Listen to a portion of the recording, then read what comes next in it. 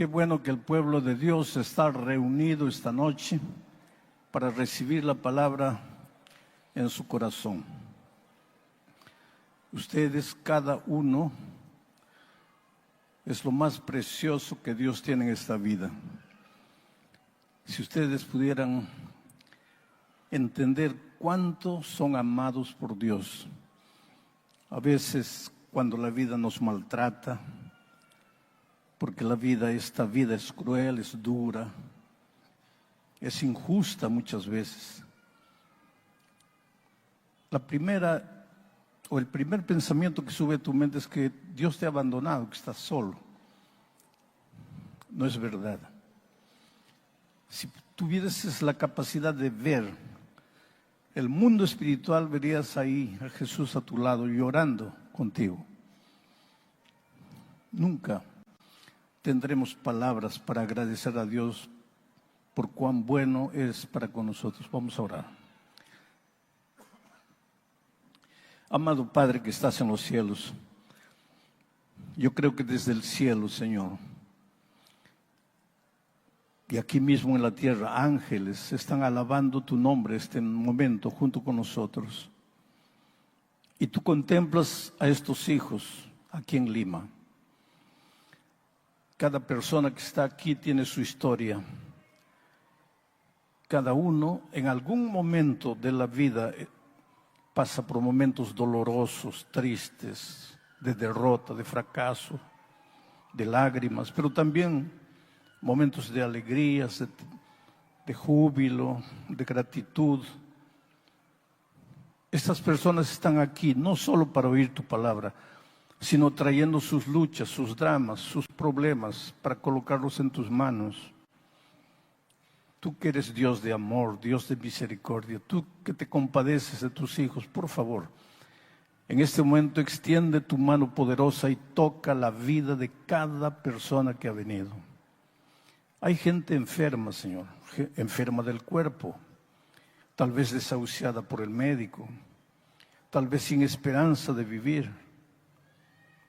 Pero hay gente también enferma del alma, enferma del espíritu, gente amargada, resentida, triste, derrotada, gente que está perdiendo el sentido de la vida. Oh Señor, esta noche manifiéstate en la plenitud de tu poder. Que tu gracia, como cataratas de amor, caigan del cielo y mojen la vida de cada persona que ha llegado aquí. Vamos a abrir tu palabra ahora. Queremos entender lo que quieres decirnos. En el nombre de Jesucristo. Amén. Muy bien, mis amados, qué bueno estar aquí en Lima y estar en este lugar bonito, que otros días es palco de tanto tipo de programa, pero que esta noche se ha transformado en un templo, donde ustedes vinieron a adorar, a cantar, y donde tenemos seguridad que el Espíritu Santo se está moviendo.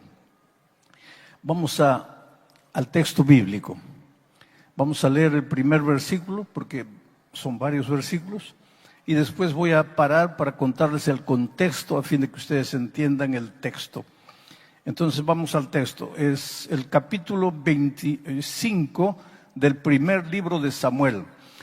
El texto para esta noche son los versículos 20, 23, 20 y 24.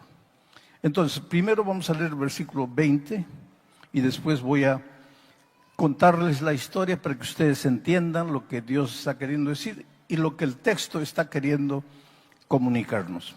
El versículo 20 dice así: y montando un asno, ¿quién? Abigail. El texto de esta noche habla de una mujer llamada Abigail. Su esposo se llamaba Nabal. Y montando un asno, bajó por una parte secreta del monte. Aquí se habla de un monte. Y he aquí, David y sus hombres venían frente a ella. Otras versiones dicen contra ella. Otras versiones dicen en dirección a ella. Y ella les salió al encuentro. Lo cierto es que David y Abigail se encontraron en el monte. Pero ¿qué puede Dios querernos decir a través de este texto bíblico? Sabes que uno de los errores que cometemos en la vida espiritual es leer la Biblia por leerla, leer la Biblia sin entender.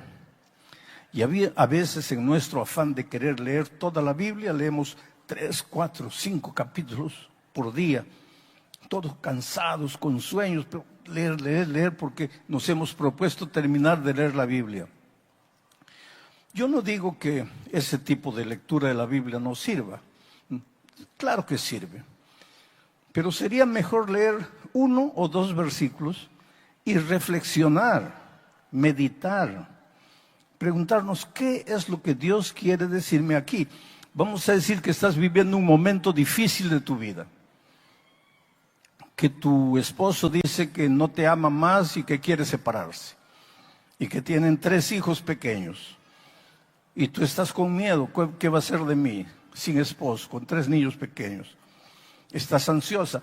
Cuando tú leas la Biblia, no quieras tú leer 3, 4 capítulos pensando que porque lees 4, 5 capítulos Dios te va a bendecir. No, calma ahí. Lee un versículo, pero trata de entender para el drama que estás viviendo qué es lo que Dios te quiere decir en ese texto. Eso se llama reflexionar, pensar. El otro día me estaba preguntando a alguien: pastor, ¿usted lee un texto y comienza a sacar del texto ideas que a mí nunca se me ocurrió? Es porque no has parado para reflexionar. Ustedes me ven predicar sin papel, ¿no? Yo no tengo un bosquejo. Pero yo no me levanté, abrí el texto y comienzo a hablar lo que imagino. No, las cosas no funcionan de esa manera. He pasado horas y horas hablando con Dios, reflexionando en el texto, consultando otras fuentes, buscando información para preparar el mensaje. Además de preparar el mensaje, he grabado los principales pensamientos en mi mente. Entonces mi bosquejo ya está escrito en mi cabeza. De tal manera que en lugar de estar mirando al papel, yo los estoy mirando a ustedes. Y por más que ustedes no se den cuenta, yo puedo ver sus ojos. Y yo puedo ver tu rostro. Y yo sé cuándo una frase que yo digo toca tu corazón. Y cuando algo que yo estoy hablando no te está llegando mucho. Y entonces yo puedo cambiar la dirección de mi mensaje. Porque el propósito del mensaje no es predicar un bonito sermón. El propósito del mensaje es responder las inquietudes espirituales que tú tienes. Yo me voy a considerar un pastor agradecido, un predicador feliz esta noche, cuando tenga en mi corazón la certeza de que tú has entrado buscando respuestas y vuelves feliz y agradecido a Dios. Entonces el sermón ha cumplido su propósito. Entonces, cuando leas la Biblia, no seas apresurado. Y ahora quiero hablarte eso, del texto de esta noche. ¿Qué puede haber en el texto que leímos? Que Abigail se subió a un asno y estaba bajando por la montaña, y que David estaba subiendo por la montaña y se encontraron en el monte. ¿Cuál es el mensaje? Pues para entender un texto tienes que leer el contexto. El texto está en ese versículo y el contexto está en todo el capítulo. Y si tú quieres saber más contexto todavía, lee 2 capítulos anteriores y tal vez 1 o 2 posteriores, y ahí vas a tener el cuadro completo. Entonces, yo te voy a explicar más o menos el contexto para entrar al mensaje de esta noche. En el Valle del Carmelo, ¿te acuerdas del Valle del Carmelo? Fue el lugar donde Elías derrotó a los profetas de Baal. ¿Te acuerdas de ese incidente? Bueno, en el Valle del Carmelo vivía un hombre llamado Nabal. Dice que entre otras cosas tenía 3,000 carneros y 1,000 cabras. Era un hombre rico, era un hacendado rico, casado con una mujer llamada Abigail, que es la personaje central de nuestro mensaje esta noche. En esos días, David ya había sido ungido rey, ya era el rey de Israel. Pero Esaú todavía estaba vivo y Esaú no quería soltar el trono. Y en lugar de ceder la corona a David, lo perseguía, lo quería matar para que no ocupara su lugar. Pero es que el reinado de Israel no dependía de Saúl, dependía de Dios. Y Dios había llamado y había ungido a David como rey. Te hago una pregunta. En el trabajo, Dios te ha bendecido y tú te vas proyectando, pero hay alguien ahí en tu trabajo que te quiere serruchar el piso. Hay alguien ahí en el trabajo que ya se ha dado cuenta que Dios te ha bendecido y que tiene miedo de ti. Y ese miedo de ti se expresa en traición. Y sin que tú sepas, va donde el jefe y trata de menoscabar tu imagen delante del jefe. Bueno, eso sucedía en aquellos tiempos. Tus enemigos te persiguen porque tienen miedo de ti. El rey Saúl perseguía a David porque tenía miedo de David. Porque cuando Dios determina quién va a ser el rey, no importa que el mundo entero haga lo que quiera, el rey que Dios ungió va a ser rey. Y si Dios te hizo nacer, te trajo a esta tierra para que seas un hombre, una mujer victorioso, no importa lo que tus enemigos hagan, Dios te va a llevar por el camino de la victoria. No tengas miedo, porque tú no viniste a este mundo porque quisiste o porque tus padres quisieron. Tú viniste a este mundo y estás vivo porque esa es la voluntad de Dios y el plan de Dios se va a cumplir en tu vida. Aunque los seres humanos hagan lo que quieran para entorpecer el plan de Dios se va a cumplir en tu vida. Bueno, el rey David estaba perseguido por el rey Saúl, estaba andando por los campos cerca del Carmelo, donde vivía Nabal, hombre rico. Y Nabal estaba haciendo una fiesta porque estaba trasquilando sus ovejas. Y cuando los pueblos en aquel lugar, los hacendados, trasquilaban sus ovejas, hacían fiesta. Preparaban un banquete, invitaban a los vecinos y hasta a veces al pueblo para que comieran de gracia y participaran de la alegría de la trasquila de las ovejas. David estaba cerca. No tenía pan, no tenía comida, estaba perseguido, no tenía dónde dormir. Con su pequeño ejército dormía en las cuevas. Se enteró que Nabal estaba ofreciendo una fiesta. No fue para participar de la fiesta y comer gratis, porque para David no era tiempo de fiesta, para David era tiempo de guerra. Estaba siendo perseguido. Ojalá que nosotros entendiéramos un poco la capacidad de David de ver las cosas. Tiempo de fiesta es tiempo de fiesta, tiempo de trabajo es tiempo de trabajo. Tiempo de vacaciones es tiempo de vacaciones. Tiempo de cumplir el deber es tiempo de cumplir el deber.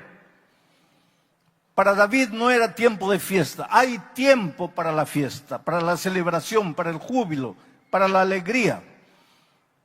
Por ejemplo, ustedes aquí en el mes de agosto, el 3 de agosto, van a tener la clausura, el encerramiento del programa Caleb en el estadio, posiblemente nacional. 40,000 personas reunidas en el estadio. Me pidieron que venga a predicar, voy a predicar. Pero esa va a ser celebración. Lo que ahora no es tiempo de celebración, ahora es tiempo de trabajo. Y todos tienen que salir y buscar un amigo, un vecino, un compañero de trabajo, de estudio, estudiar la Biblia, preparar a esas personas. En la semana de evangelismo antes del proyecto Galeb, pues participar, trabajar, predicar. Y entonces sí nos preparamos para la fiesta del Estadio Nacional. Porque tiempo de fiesta es tiempo de fiesta, pero tiempo de trabajo es tiempo de trabajo. El problema con nosotros los seres humanos es que nos gusta la fiesta, celebración, alegría, júbilo, aplaudimos, cantamos, queremos un show musical, pero cuando se trata de trabajar no trabajamos.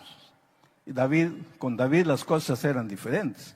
Ese no era momento de festividad. Así que David escogió 10 jóvenes de su ejército y los mandó a Nabal. Y les dijo, por favor, pídanle un poco de comida a Nabal, que es un hombre rico. Un poco de comida para este ejército pequeño no le va a hacer falta, él es un hombre rico. Además, cuando hubo un poco de falta de pasto en las tierras de Nabal, ellos vinieron a nuestras tierras y nosotros les ayudamos a sus pastores. Ahora ha llegado el momento de que ellos pues nos devuelvan el favor que nosotros les hemos hecho. Entonces vayan y pidan comida. Y cuando los jóvenes llegaron a Nabal y le dijeron, venimos en nombre de David, este imprudente, necio Nabal, hombre rico, hombre orgulloso, vanaglorioso, hizo una pregunta interesante. ¿Y quién es David? ¿Y a mí qué me importa David? Me recuerda mucho la pregunta que Faraón le dijo cuando Moisés le dijo que había sido enviado para libertar al pueblo de Israel. Faraón preguntó, ¿y quién es Dios? ¿Y a mí qué me importa Dios? El atrevimiento de un hombre que no tiene a Dios en su corazón, el atrevimiento de un pequeño, minúsculo ser humano que se atreve a desafiar a Dios. ¿Quién es Dios? Y en este caso de Nabal, ¿quién es David? ¿A mí qué me importa David? Y los 10 mensajeros volvieron a David con el informe y le dijeron, mira, vamos a buscar ayuda en otro lado porque este hombre dice que ni te conoce, dice que ni sabe quién eres tú, no quiso ayudarnos. David era el rey, había sido ungido rey y era un rey amoroso. Al final de cuentas es un prototipo del Señor Jesucristo, del Rey de Reyes y Señor de Señores. Pero la actitud de David ahora cambió y dijo, no quiso ayudarnos. Entonces ahora vamos a tomar todo por la fuerza, porque al final de cuentas todo lo que él tiene pertenece al reino. Y agarró su pequeño ejército y se dirigió hacia el Carmelo para tomar por la fuerza. Venía ahora la destrucción para Nabal y su gente. Pero un hombre de Nabal se enteró que ahora el rey venía, y ya no venía en son de paz, ya no venía con amor, ahora venía con justicia. Y ese hombre de Nabal corrió a la esposa de Nabal, Abigail, y le dijo, mira, tu esposo le negó ayuda al rey y ahora el rey viene a tomar por la fuerza todo y nos va a destruir. Entonces Abigail preparó comida, mandó hornear pan, agarró frutos secos, entre ellos higos, llenó en bolsas, en canastas, y se dirigió al encuentro del rey David. Y ahí viene el texto. Voy a pedir que coloquen el texto, nuevamente el texto inicial, el versículo 20. Ahí viene el texto. Digo, ahí viene el texto, espero que venga, llegó. Muy bien. ¿Y qué dice el texto? Y montando un asno, ¿quién? Abigail, con los panes que había preparado, con los frutos secos que tenía. montando un asno, descendió por la parte secreta del monte. Y he aquí, David y sus hombres venían frente a ella, en dirección a ella. Y ella salió al encuentro de David y sus hombres. Y este fue el encuentro de una mujer que venía a interceder por su esposo necio que le había negado al rey, de una mujer dispuesta a reconocer al rey como rey, y el encuentro del rey. Ahora yo les hago una pregunta, sin forzar el texto. ¿Ustedes se acuerdan de un monte donde el Rey de Reyes se hizo hombre, perseguido por los hombres, castigado por los hombres, herido, coronado de espinos, sangrando? Subió la cuesta de un monte. ¿Para qué? Para encontrar pecadores cargados de culpa y morir por ellos y perdonarlos. En el monte Calvario nos encontramos nosotros, pobres, miserables pecadores, sin derecho a la vida, con el Rey de Reyes hecho hombre, que vino a morir en nuestro lugar la muerte que nosotros merecíamos. Miren la figura maravillosa del Antiguo Testamento proyectándose hacia el futuro, hacia el Nuevo Testamento. Ahora viene el versículo siguiente. Leamos. Y cuando Abigail vio a David, voy a pedir que dejen un poquito de tiempo el texto ahí. Y cuando Abigail vio a David, no vio a un hombre perseguido, aunque David estaba perseguido. Cuando Abigail vio a David, no vio a un hombre con hambre, aunque estaba con hambre. El Señor Jesucristo en esta tierra dijo: las zorras tienen cuevas, los pajaritos tienen nido, pero el Hijo del Hombre no tiene dónde apoyar su cabeza. Pero Abigail tuvo la capacidad de no ver a ese hombre sin cuevas, sin nido. No vio a un hombre perseguido. Tuvo la capacidad de ver al rey, al futuro rey de Israel. Y cuando Abigail vio a David, vio al rey, no dice el texto, pero el contexto nos dice, porque dice el texto, vio a David, se bajó prontamente del asno y postrándose sobre su rostro delante de David, se inclinó a tierra y se echó a sus pies. Y después le dijo: Señor. Mientras Nabal no tuvo la capacidad de ver en David al futuro rey, su esposa Abigail vio a un hombre perseguido, pero no vio a un hombre perseguido. Tuvo la capacidad de ir más allá y ver al rey, al redentor del ser humano. Oh, queridos, para muchos el Señor Jesucristo no pasa de un gran revolucionario social. Para otros no pasa de un gran maestro. Para otros no pasa de un político revolucionario de aquellos tiempos. Para otros es la fuente de una filosofía maravillosa que podría transformar el mundo. Pero yo te pido esta noche, cuando dirijas tus ojos al Señor Jesucristo, trata de verlo primero como tu Redentor, como tu Salvador, como el Dios que te ama, a quien tú le importas, el Dios que dejó su trono allá en el cielo y vino a esta tierra para humillarse y descendió a lo más profundo. Se hizo siervo, y no solo siervo, murió la muerte de un delincuente. ¿Para qué? Para salvarte. ¿Y por qué? Porque le importas. No importa quién seas tú. Cuando en tus noches tormentosas la conciencia te acuse, te atormente, te diga que por la manera como estás viviendo, tú no mereces el amor de Dios, Mira la cruz del Calvario.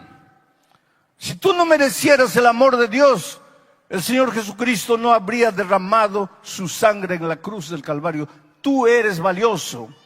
Tu valor no se mide por la ropa que vistes. Tu valor no se mide por la apariencia de tu rostro. Tu valor no se mide por tus bellos ojos azules. Tu valor no se mide por tu estatura, ni por tu cuenta bancaria, ni por tu posición social, ni por tu grado de instrucción. Tu valor se mide por la sangre preciosa que el Señor Jesucristo derramó en la cruz del Calvario. Oh, cómo eres valioso.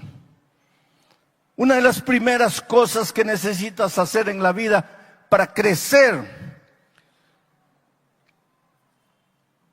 es aceptar que eres valioso, porque el Señor Jesús te ama. No eres un murciélago que tiene alas e intenta volar. Tú eres un águila para surcar el cielo azul. No quedes satisfecho escarbando, buscando maíz en la tierra para poder comer. Abre las alas y vuela. Porque cuando el Señor Jesús murió en la cruz por ti, condenó al diablo. Y desde aquel día el diablo sabe que está derrotado. Él no tiene derecho de esclavizarte. Si has entrado esta noche aquí amarrado a algún vicio, encadenado a algún hábito, víctima de alguna pasión, pobre esclavo de algún pensamiento inmundo, en el nombre del Señor Jesucristo te digo esta noche, rompe esas cadenas, porque tu Dios es un Dios maravilloso, porque tu Salvador es un Cristo, Dios eterno, que se hizo hombre y fue tentado en todo, así como tú, pero nunca cayó. Y no cayó para probarte que es posible vivir una vida victoriosa en esta tierra. No te sujetes miserablemente a la esclavitud que el diablo quiere imponerte. No creas que porque has intentado 1 o 2 o 5 veces ya has fracasado, ya estás completamente fracasado. No, intenta una vez. Y si un día aceptaste a Cristo y te bautizaste y caíste, levántate. Y si vuelves a caer, vuelve a levantarte. En el cielo no habrá gente que nunca ha caído. En el cielo habrá gente que aunque cayó, creyó en el Señor Jesucristo, se levantó y continuó caminando. Ahora yo quiero hablarte del futuro. Y para eso voy a leer el texto de Apocalipsis, capítulo 19. Y voy a pedir que coloquen ese texto en la pantalla. Porque hoy día el Señor Jesucristo es tu Salvador. Él te ama y Él quiere salvarte. Cae a los pies de Jesús como Abigail. Llora delante de Él. Dile, Señor, yo no tengo fuerzas. Tú sabes que te amo, pero soy un pobre derrotado espiritual porque no tengo fuerzas. Soy demasiado carnal. Soy débil. Yo en el fondo quisiera amarte, quisiera seguirte, quisiera ser un soldado fiel. Yo lucho, yo me esfuerzo, pero no puedo. Señor, por favor, ten piedad de mí. Y puedes creer que el Señor Jesucristo te va a abrazar, va a depositar en tu frente el beso de su amor, de su paz. Y esta noche vas a salir de aquí transformado. Pero hoy el Señor te extiende la mano. Te pide pan, te pide agua. Es tu corazón. Dame, hijo mío, tu corazón, dice Él. Pero breve, querido, muy pronto el Señor Jesús va a regresar. Pero ya no como tu Salvador. Va a regresar como tu Rey. Y mira cómo Juan lo describe. Lee el versículo en la tela. Dice así: entonces vi el cielo abierto. Está Juan mirando la visión. Entonces vi el cielo abierto y he aquí un caballo blanco. En el monte era un asno, aquí es un caballo. Y he aquí un caballo blanco, y el que lo montaba se llamaba Fiel y Verdadero, y con justicia juzga y pelea. Este es el Señor Jesucristo. Pero ya no es ahora el Salvador amoroso que toca tu puerta, que te llama, que te invita. Ahora es el Rey que viene a reinar, que viene a juzgar. El versículo 11 dice, el 13 dice, estaba ese hombre vestido en el caballo blanco que vio Juan, estaba vestido de una ropa teñida en sangre y su nombre es el Verbo de Dios. Mi pregunta es, ¿por qué su ropa, por ocasión de su segunda venida, está teñida en sangre? ¿Por qué? Y si ustedes siguen leyendo el texto, verán que esa sangre es el jugo rojo del lagar. Porque cuando el Señor Jesucristo viene para juzgar, viene para establecer su reino. Ese día, aquellos que hoy aceptaron al Cristo Salvador, levantarán las manos al cielo para esperar al Señor Jesucristo. Y aquellos que hoy rechazaron, endurecieron su corazón, no abrieron la puerta, no tomaron la decisión, ese día correrán a las piedras, a las rocas y dirán, caigan sobre nosotros porque no podemos soportar el rostro del que viene en gloria y majestad. Oh, mi amigo querido, nuestra vida está en juego. Tenemos que tomar decisiones. Anoche en mi mensaje dije, casi salvo significa estar totalmente perdido. El hecho de que tú escuches la palabra de Dios y digas amén, qué maravilloso, me gustó, no te ayuda. Tienes que comprometerte con el Señor Jesucristo. Tienes que entregarle la vida, tienes que rendirte a Él. Y cuando tú lo haces, tú no tienes idea de lo que puede suceder en tu vida. Yo recuerdo la historia triste de una señora en los Estados Unidos, casada con un hombre incrédulo, igual que Nabal y Abigail. Él, terco, duro, no aceptaba la religión, decía que la religión es una tontería para gente débil, que él era un comerciante de mucho dinero, de éxito, él no necesitaba de esas cosas de religión, que la religión era para mujeres. Y la mujer era adventista, la esposa era adventista. Tenían 2 hijos gemelos. Una noche, era tarde, él despertó, ella no estaba en la cama, se levantó, lo que está haciendo a medianoche en la sala. Y cuando fue a la sala, vio que ella estaba en la computadora escuchando un sermón mío. Y él agarró la computadora y la tiró al suelo y la pisoteó, la reventó. Y no contento con eso, la agredió físicamente. Era un hombre malo, era un Nabal. Jesús llamaba a su corazón. Jesús tocaba la puerta de su corazón, pero él no se rendía, él no se entregaba. Un día los hijitos crecieron, con 12 años decidieron bautizarse. Y la mamá les dijo, inviten a su padre porque tal vez si ustedes, porque él los ama, si ustedes le invitan, él va a aceptar venir a la iglesia. Y los hijitos fueron, mira papito, este sábado nos vamos a bautizar. Quisiéramos que veas nuestro bautismo. Y él les dijo, mira, yo no me meto, no digo nada. Yo miro en silencio. Ese asunto de religión es asunto de tu madre. Y si ustedes quieren seguir las tonterías de ella, está bien, yo no les digo nada. Pero yo no. A mí no me hablen. A mí no me inviten. Para mí Dios no existe. Yo no quiero saber nada de eso. Ahora, imagínense cómo los muchachos se sienten. Pero por más que él amaba a sus hijos, Su corazón era duro para aceptar al Señor Jesucristo. Y el tiempo fue pasando. Y un final de semana hubo una actividad en el interior, en el campo, una especie de campamento. Y todas las iglesias fueron para allá y ella también fue llevando a los muchachos. Y cuando estaban regresando en la noche del sábado, estaba lloviendo mucho. El automóvil que ella dirigía se salió de la carretera, cayó en un precipicio y murió ella y los dos gemelos. Cuando el hombre se enteró de la muerte de su esposa, hizo tanto escándalo en la iglesia. Buscó al pastor de la iglesia y lo agredió físicamente.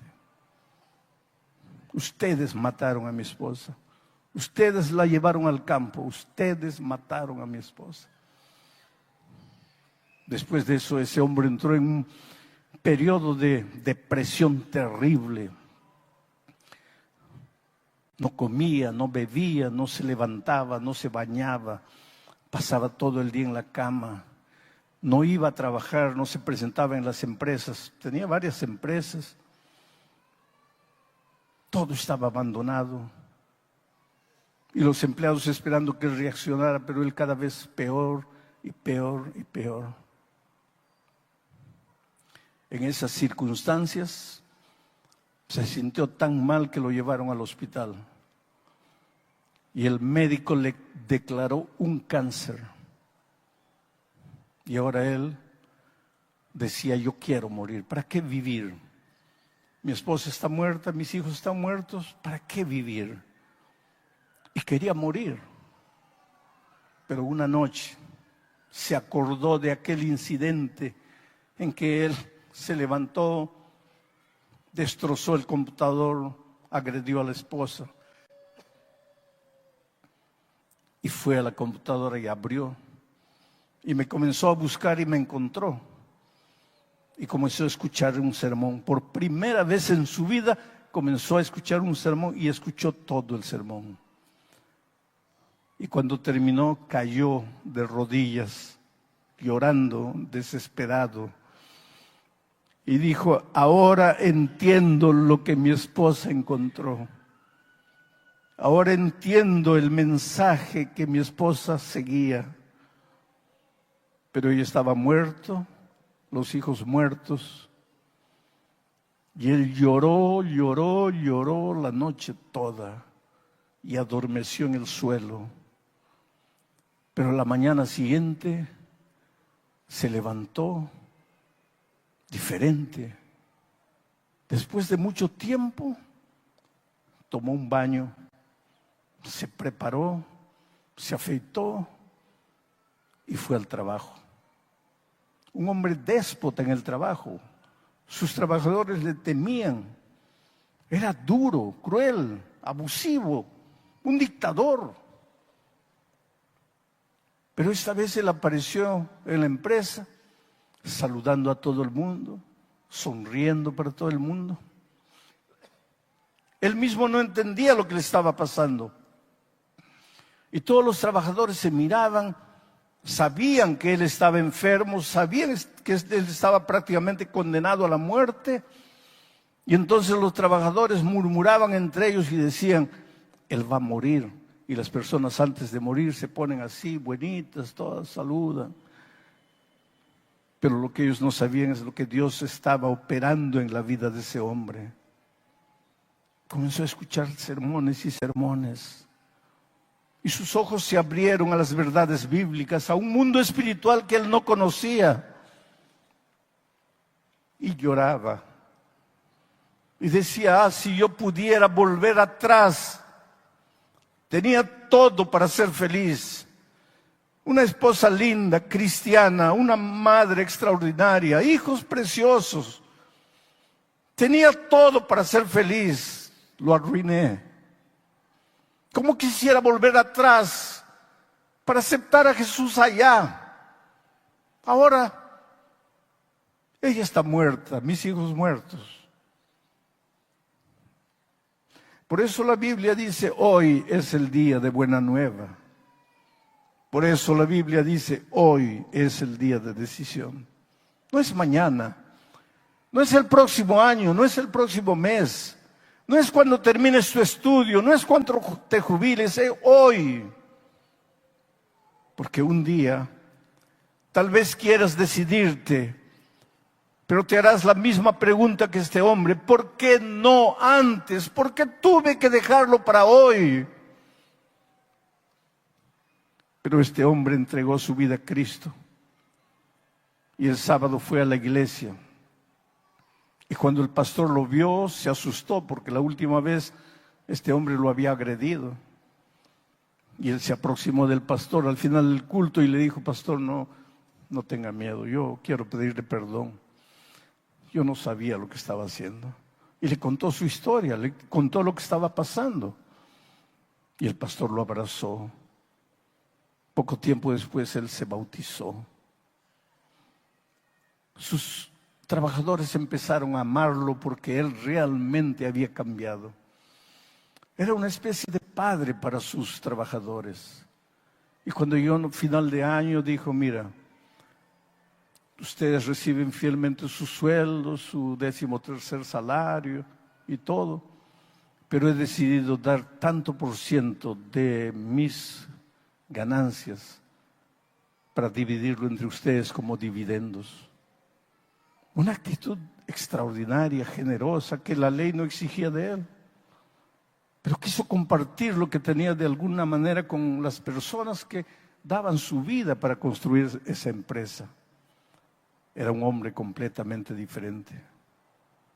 Fue al médico para el control médico y el médico le dice: ¿qué estás tomando? Nada. No, tienes que estar tomando alguna cosa fuera de los remedios que yo te doy. ¿Qué estás haciendo? Nada. Le dice: entonces te voy a pedir que hagas otro examen porque algo está mal. Y él hizo otro examen y algunos días después el médico le dijo: mira, tenemos que hablar, si tú quieres que yo te ayude, tenemos que hablar bien claro. Dime, ¿qué es lo que estás tomando? ¿Qué es lo que estás haciendo? Porque no es normal lo que está pasando contigo. Pero yo le digo: doctor, no estoy haciendo nada. La verdad es que no estoy ni siquiera tomando los remedios que usted me da porque yo estaba completamente desmotivado para vivir.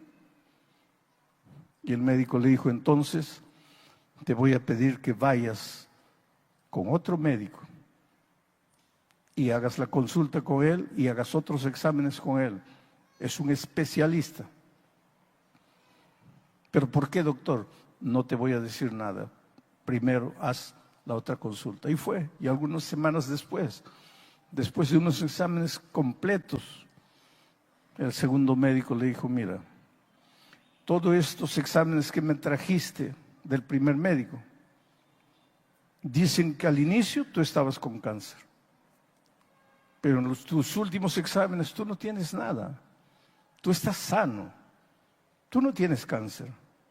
Y yo he hecho los exámenes y estoy comprobando, tú no tienes nada, tú estás sano.